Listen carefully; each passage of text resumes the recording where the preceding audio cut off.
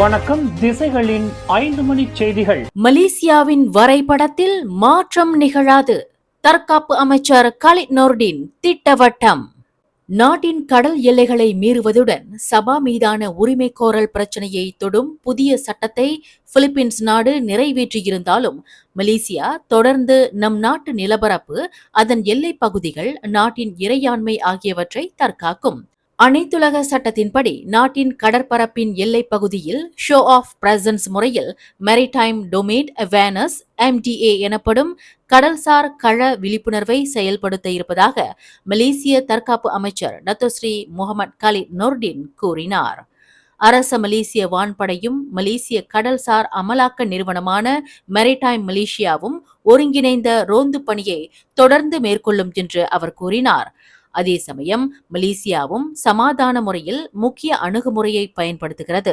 மலேசியாவின் பாதுகாப்பிற்காக கடல் எல்லை பகுதியை குறிக்க பயன்படுத்தும் சட்டங்களை சர்வதேச சட்டங்களுக்கு ஏற்ப பயன்படுத்துகிறது. மேலும் பழைய வரைபடத்தில் மாற்றங்கள் இருப்பதாக நாம் உணர்ந்தால் புதிய வரைபடத்தை வெளியிட வேண்டிய அவசியம் இருக்கும் என்று தாம் கருதுவதாக காலித் நோர்டின் கூறினார். நமது வரைபடத்தை நாம் மாற்றவில்லை, மாற்றத்தை அவர்கள் செய்திருக்கிறார்கள். அவ்வப்போது அவர்கள் செய்யும் மாற்றத்தில் நமது வரைபடத்தை உட்படுத்தியிருக்கிறார்கள். மலேசியாவில் புதிய பகுதிகள் சேர்க்கப்படும் போது மட்டுமே நாம் வரைபடத்தை மாற்றுகிறோம் என்று அவர் செய்தியாளர் சந்திப்பில் தெரிவித்தார்.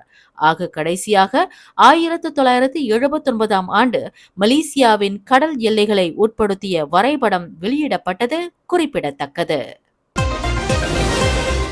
துணை பிரதமர் டத்தோஸ்ரீ ஃபடிலா யூசுப் பெயரை பயன்படுத்தி போலி கடிதங்களை அனுப்பியதாக கூறப்படும் ஒரு பாதுகாப்பு அதிகாரியை காவல்துறை கைது செய்தது. 32 வயதான அந்த ஆடவர் சமரஹான் மாவட்ட அலுவலகத்தில் கைது செய்யப்பட்டார். அரச மலேசிய காவல்துறை தலைவர் தான்ஸ்ரீ ரசருடின் உசேன் இவ்விவகாரம் குறித்து தெரிவிக்கையில், தமது தரப்பு பெறப்பட்ட புகாரின் அடிப்படையில் இந்த கைது நடந்தது என்று கூறினார். அந்த ஆடவர் வாயிலாக தமக்கு வேலை வாய்ப்பு கிடைத்ததாக புகாராளர் குறிப்பிட்டிருந்தார். அவர் புகாராளரை ஏமாற்றி போலி நியமன கடிதத்தையும் அரசாங்க வீட்டு வசதி கோரிக்கை கடிதத்தையும் வழங்கியதாக கூறப்படுகிறது.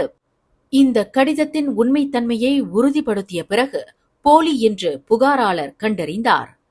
இதனால் அவர் காவல்துறையில் புகார் செய்தார். அந்த ஆடவர் கடந்த 2018 முதல் சமரஹான் மாவட்ட அலுவலகத்தில் வேலை செய்து வருகிறார். விசாரணையின் போது தனது நண்பர்களிடம் போலியான வேலைவாய்ப்பு கடிதங்களை வழங்கியதாக ஒப்புக்கொண்ட அந்த ஆடவர் தாம் பெற்ற அவர்களின் தனிப்பட்ட தகவல் ஆவணங்களை அழித்துவிட்டதாகவும் அவற்றை தவறாக பயன்படுத்தவில்லை எனவும் தெரிவித்ததாக தான்ஸ்ரீ ரசருடின் குறிப்பிட்டார். இந்த வழக்கு தொடர்பாக மேலும் விசாரணை நடைபெற உள்ளது என்றார் அவர். சமீபத்தில் சமூக ஊடகங்களில் பரவிய பாஸ் முத்தியாரா எனப்படும் வரம்பற்ற பயண அட்டை சலுகை குறித்த தகவலில் உண்மையில்லை என பினாங்கு ரேபிட் பேருந்து சேவை நிறுவனமான ரேபிட் பஸ் சுன்றியான் பர்ஹாட் மறுத்துள்ளனர். ரேபிட் பஸ்ஸின் தலைமை நிர்வாக அதிகாரி முகமது யசூரின் சலீஜ் விளக்கமளிக்கையில், அனைத்து வகையான போக்குவரத்திற்கும் 6 மாதங்களுக்கு 14 ரிங்கிட் விலையில் ஃபேஸ்புக் கணக்கு மூலம் வெளியிடப்பட்ட விளம்பரம் போலியானது என்றும் அந்த தகவலுக்கும் ரேபிட் பினாங்கிற்கும் எந்த தொடர்பும் இல்லை எனவும் குறிப்பிட்டார். புதிய சலுகையோ அல்லது பயண அட்டை குறித்த தகவலோ இருப்பின் அது தங்களின் அதிகாரப்பூர்வ சமூக வலைதள பக்கங்களிலும் இணைய பக்கத்திலும் மட்டுமே தமது தரப்பு வெளியிடும் என்றார். மேலும் தற்போது உலா வந்து கொண்டிருக்கும் போலி தகவல் குறித்து காவல்துறையில் புகார் அளிக்கப்பட்டிருப்பதாகவும் அவர் தெரிவித்தார். கடா மாநிலத்தை மீண்டும் ஒற்றுமை அரசாங்கம் கையாளும் என்பதை ஆணித்தரமாக நிலைநிறுத்துவதற்கு தன்னுடைய சேவை மையம் தொடங்கிவிட்டதாக தெரிவித்தார் உள்துறை அமைச்சர் டத்தோஸ்ரீ சைஃபுடின் நசுத்தியோன் இஸ்மாயில்.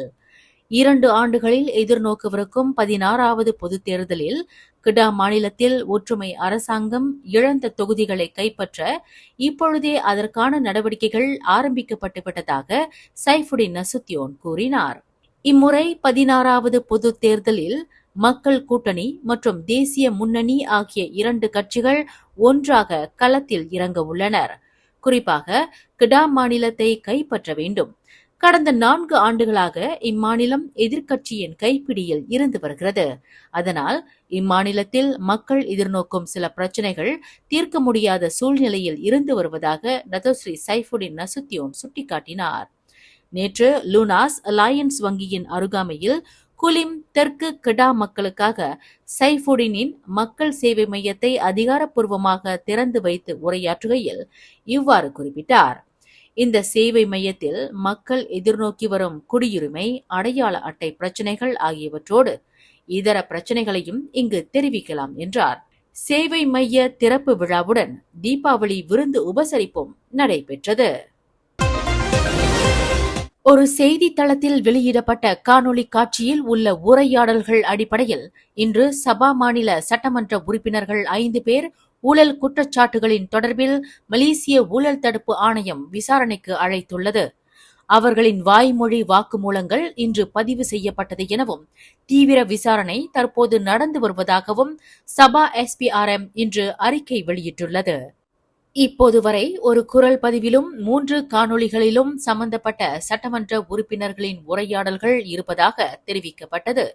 இதில் தொடர்புடையவர்களாக சிண்டுமின் சட்டமன்ற உறுப்பினர் டாக்டர் யூசுப் யாக்கூப், கமாபோங் சட்டமன்ற உறுப்பினர் டாக்டர் ரூபின் பிளாங், தெம்பாசோ சட்டமன்ற உறுப்பினர் டாக்டர் முகமது அர்சாத் பிஸ்தாரி, தஞ்சோங் கராமாட் சட்டமன்ற உறுப்பினர் டாக்டர் இன்ஜினியர் ஷஹில்மி யாயா ஆகியோர் என கூறப்படுகிறது.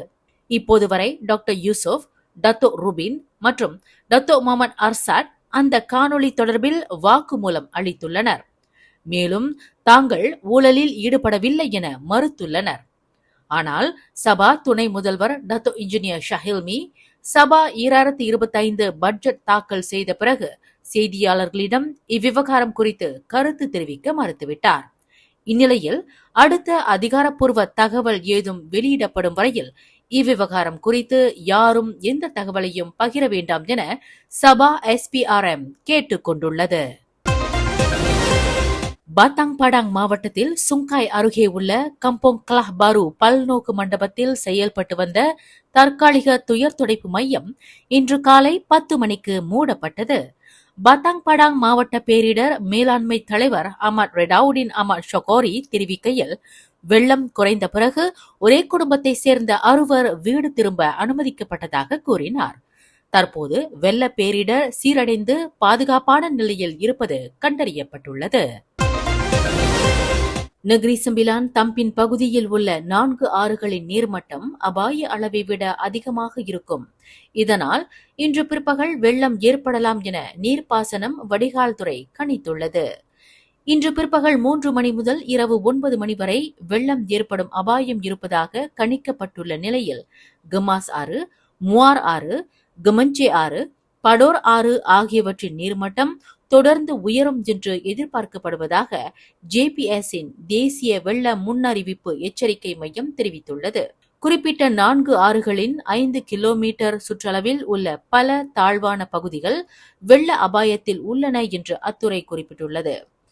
தம்பின் மாவட்டத்திற்குள் உள்ள கம்போங் தியோங், கம்போங் லோண்டா, ஜலான் கமாஸ், ரொம்பின், ஃபெல்டா ஜலாய் ஆகியவை வெள்ளத்தால் பாதிக்கப்படும் என்று கணிக்கப்பட்ட இடங்களாக அறிவிக்கப்பட்டுள்ளது. அங்கு வசித்து வரும் மக்கள் விழிப்புடன் இருக்கவும் அதிகாரிகளின் அறிவுறுத்தல்களுக்கு இணங்கவும் வெள்ள எச்சரிக்கை விடுக்கப்பட்டதாக அந்த அறிக்கையில் குறிப்பிடப்பட்டுள்ளது. மேலும் செய்திகளை தெரிந்து கொள்ள கீழே இருக்கும் பெல் பட்டனை அழுத்துங்கள். உங்கள் மகிழ்ச்சியை வெளிப்படுத்த லைக் மற்றும் ஷேர் செய்யுங்கள். தொடர்ந்து திசைகளோடு இணைந்திருக்க சப்ஸ்கிரைப் செய்யுங்கள்.